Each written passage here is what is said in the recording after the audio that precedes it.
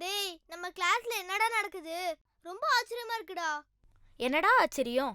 பின்ன என்னடா, எப்ப பார்த்தாலும் கேர்ள்ஸோட ஹேண்ட் ரைட்டிங் நல்லா இருக்குன்னு சொல்லி மிஸ் நம்மள கம்பேர் பண்ணி திட்டிக்கிட்டே இருப்பாங்க.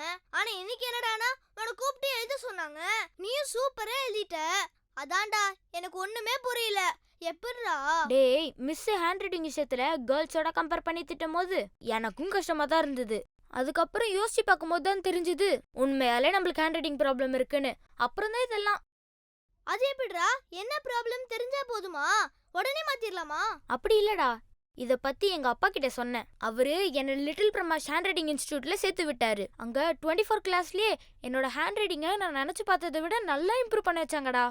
இத மிஸ் என்கிட்ட இருந்து நோட் பண்ணி தான் என்னையே போர்டில் எழுத வச்சாங்க. சூப்பர்டா. டேய், நானும் இம்ப்ரூவ் பண்ணணும்டா.